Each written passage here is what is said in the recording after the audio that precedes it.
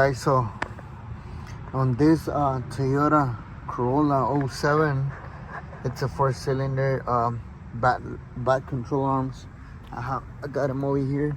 Let me show you. I got them over here, and see the bushing, it's messed up. Same thing on this one, but this side is real bad. And on the drop, this is driver's side, so driver's side just kind of trick to get it out.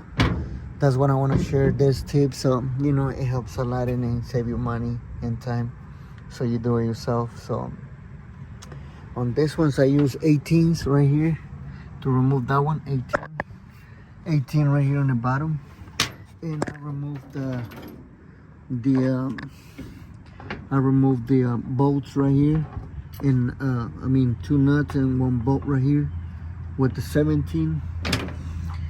What else I remove? Well, actually I removed the wheel too, and the other thing that I remove, it's there is no way, I mean, like if you see right here, now I got enough room to get the bolt out, but because the engine is lifted. So let me show you what I did. And if you see this motor mount, this mount right here, it's bad, real bad. You know, see it's twisted and it's bad. So I lose the bolt over here with the 14, and get another pipe wrench or whatever you got on the other side to hold the bolt, to hold the nut. If not, it's gonna twist at the same time. This is the one goes right there. See, so it goes like this, so you have to hold this one with the 14 too, and then loose this one out. And the other thing is, okay, see right here, you have to remove the airbox bottom part with the 10 millimeters, which it goes let me see if I can see, which it goes right there. That's 1 bolt right there.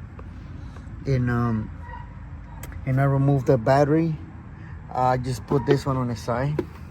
I removed the battery, what it calls, battery flat, you know, with it, battery seats. I removed the 2 10s right there, one right here and the other one right here.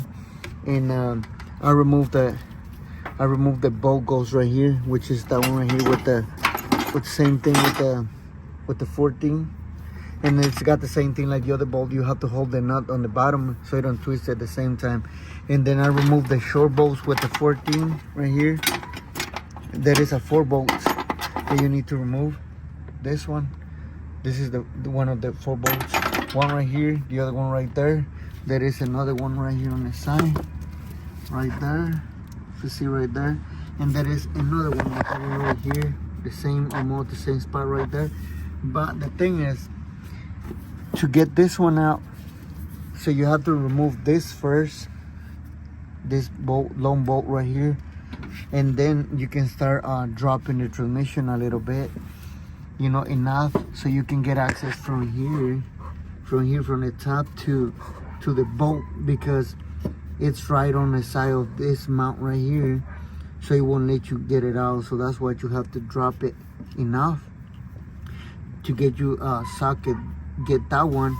On this one you don't have too much trouble right here to get it out, because we got enough room, but on the back one you have to. So now after you remove all the bolts and that one loose, now you can play with the engine and lift it up. That's the way that I got that's the way that it gave me enough room to get this bolt out. Other than that, there is no way to get it out, because it's just right here. So on this side, that's the only way to get it out. I'm not sure on the other side. I'm gonna replace the passenger side too. So, but on this one, it won't take that long. Now the tip to get it back is slide that, you know, get this arm right on top, like right on top over here, not on the bottom. I already bring it down, but bring it up on the top, and then slide that part inside, and then with the flathead, make sure you get it alignment, the bottom with the top hole, and then you can slide your bolt in there.